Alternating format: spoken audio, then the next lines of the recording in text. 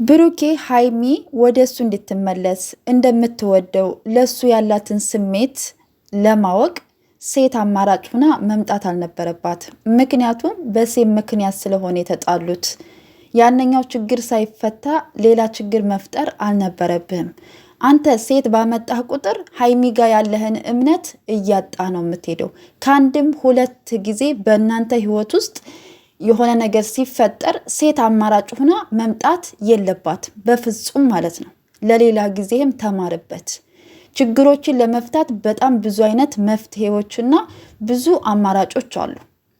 ሃይሚ ትናንትና ያ ቪዲዮ ተሰጥቷት እንዲቆርጥልሽ ነው እየተባለች ተቃቅፋችሁ ቪዲዮ ከላካችሁላት በኋላ ዛሬ ላይ መታችሁ አንቺን ወደ እኔ ለመመለስ ያደረግኩት ነገር ነው ብትላት እንዴት ነው ልታምንህ የምትችለው? አይከብድም?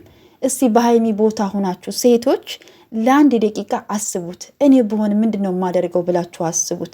በጣም ልብ ይሰብራል። በጣም ከባድ ነው። በአንድ ጊዜ የምትወስኑት በአንድ ጊዜ እሺ ብላችሁ የምትቀበሉት ነገር አይደለም። ገባችሁ አይደለ?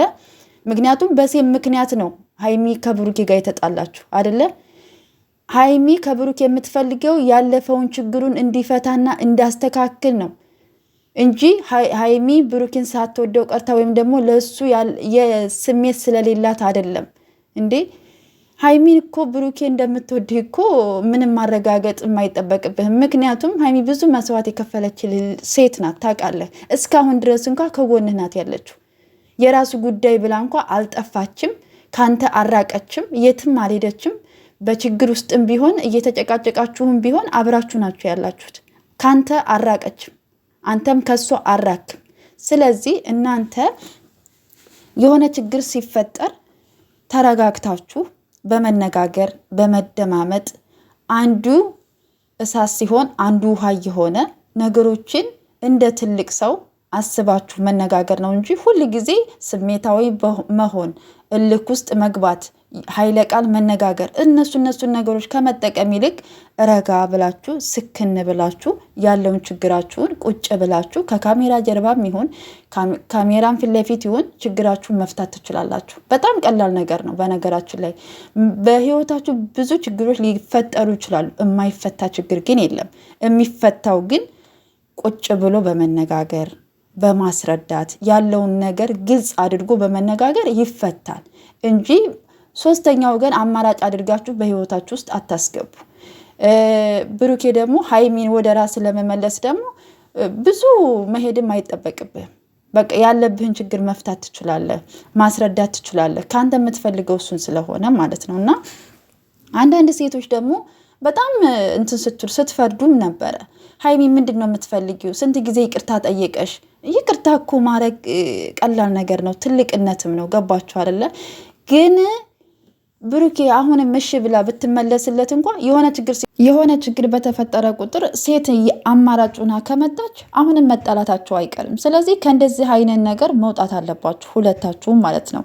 ብሩኬ ደግሞ በቃ ያጠፋኸውን ጥፋተኛ ከሆንክ ደግሞ ይቅርታ ማድረግም ይቅርታ የምጠይቅበትን መንገድ ደግሞ ማስተካከል አለ። ይቅርታ መጠየቅ ስላለበት አይደለም። የይቅርታ አጠያየቅም እኮ መንገድ አለው። ቤተሰብ ዝም ብሎ ይቅርታ ስለተባለ አይደለም። ምክንያቱም በጣም ያዘነባችሁ ሰው፣ ልቡ የተሰበረን ሰው እንዲህ በቀላሉ ምናምን ይቅርታ ብትሉት ውስጡ ያለው ነገር አይወጣለትም። በጣም ከባድ ስለሆነ ማለት ነው። ስለዚህ የይቅርታ አጠያየቃችሁንም አስተካክሉት። ስለዚህ ብሩኬ ምንም በአጭር ጊዜ ውስጥ እንደዚህ አይነት ነገር ውስጥ እንደማትገባ እናውቃለን። ይሄ ቪዲዮም ደግሞ እሷን ለማሳመን ወይም ደግሞ ወደ አንተ እንድትመለስ ለማድረግ ያደረግከው ነገር እንደሆነ እናውቃለን። ግን የሄድክበት መንገድ ደግሞ ትክክል አይደለም። ሴትን እንደ አማራጭ አትውሰዳት። ሶስተኛ ወገንን እንደ አማራጭ አድርገህ አትውሰድ። የራስህን ሰው የልብህን ሰው ወደ ራስህ ለመመለስ ነገሮችን ቁጭ ብለህ አስበህ አሰላስለህ ምን ማድረግ እንዳለብህ ቁጭ ብለህ ብዙ አማራጮችን አይተህ ነው እንጂ የሚያጣላህን እምነትህን የሚያሳጣህን ነገር አታድርግ። ትክክልም አይደለም። ይሄ እሷን ለማት ሪስክ መውሰድ የለብህም በዚህ ልክ ማለት ነው። በቃ ሃይሚ ካንተ የምትፈልገው ችግርህን እንድትፈታ እንድታስተካክል፣ ጥፋትን በጥፋት እንዳትደርብ ገባችሁ? በግልጽ እንድትነግራት ነው። እንጂ የምትፈልገው ሌላ ሴት አማራጭ አድርገህ እንድታመጣ ሌላ ችግር እንድትፈጥር አይደለም። ስለዚህ የምታስተካክሉበትን መንገድ ብታስተካክሉ መልካም ነው ብዬ አስባለሁ። እና ትናንትና ለምን አልተቀበለችውም ለምን አልታረቁም ለምትሉ ደግሞ ማለት ነው ሀይሚ ከዛ ስሜት ውስጥ ለመውጣት በጣም ጊዜ ትፈልጋለች። እውነቱን ስነግራችሁ በጣም ከባድ ነው ያ ነገር። የተላከላት ነገር በጣም ልብ የሚሰብር በሴት ቦታ ሆናችሁ ብታስቡት፣ በሀይሚ ቦታ ሆናችሁ ብታስቡት በጣም ከባድ ነው። ስለዚህ የምታደርጓቸውን ነገሮች አስተካክሉ ለማለት ያክል ነው። እና ትናንትና ደግሞ ሀይሚ የተናገረችው ነገር ነበር እና ቀለበት ላንቺ ነው ማስረው ሲላት፣ ቀለበትንማ ታስራለህ ታስሮ መቀመጥ አትችልም እንጂ ብላ ነበር። እና አንዳንድ ጊዜ እምነት ያለው ቀለበት ላይ አይደለም። ቀለበት ምንም ማለት አይደለም። እምነት ያለው ልብ ውስጥ ነው። ለምትወዱት ለምታፈቅሩት፣ ለእኔ ለምትሉት ሰው እስከ መጨረሻ ታምናችሁ የምትኖሩለት በልባችሁ ውስጥ ነው እንጂ ቀለበት ላይ አይደለም።